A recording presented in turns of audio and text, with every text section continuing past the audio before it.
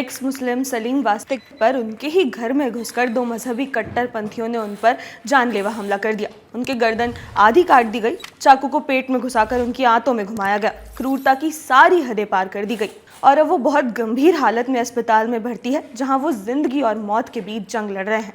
ऐसा कुछ हमला उन पर होने की आशंका कुछ समय से सोशल मीडिया पर लगाई जा रही थी, क्योंकि वो पिछले कुछ समय से कट्टरपंथियों की आंखों की किरकिरी बने हुए थे।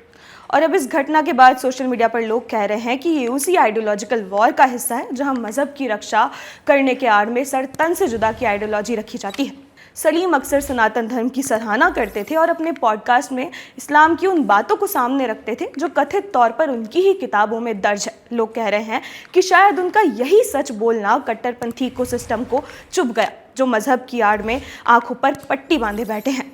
आज सोशल मीडिया पर सलीम के खिलाफ ठीक उसी तरह का प्रोपेगेंडा और उनके खिलाफ फतवे जारी करने वाले वीडियो वायरल किए जा रहे हैं, जैसा नुपुर शर्मा के समय पर किया गया था। ये नफरती पैटर्न कुछ नया नहीं है। साल 2022 में उदयपुर के कन्हैया लाल की उनकी अपनी ही दुकान में गर्दन काट दी गई थी, वो भी सिर्फ इसलिए क्योंकि उन्होंने नुपुर शर्मा के समर्थन में एक पोस्ट शेयर कर दी थी।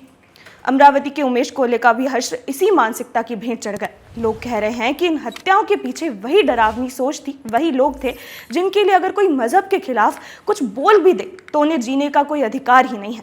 हमलावर अक्सर मजहब के नाम पर विक्टिम कार्ड खेलते हैं और कानून को ताक पर रखकर ऐसे जघन्य कृत्य कर देते हैं, और इनके लिए शायद वो अपराध की श्रेणी में भी नहीं आते हैं। ये सिलसिला सालों से चला आ रहा है। 2019 में लखनऊ में कमलेश तिवारी के घर में घुसकर भगवा वेश में आए मजहबी हमलावरों ने उनका गला रेत दिया था। वैश्विक स्तर पर देखें तो 2015 में फ्रांस की चार्ली हब्दो मैगजीन के ऑफिस पर हुआ मजहबी आतंकी हमला हो, या दशकों पहले द सैटेनिक वर्सेस लिखने वाले सलमान रुश्दी पर हाल ही में हुआ चाकू से हमला हो, हर जगह एक ही पैटर्न दिखाई देता है।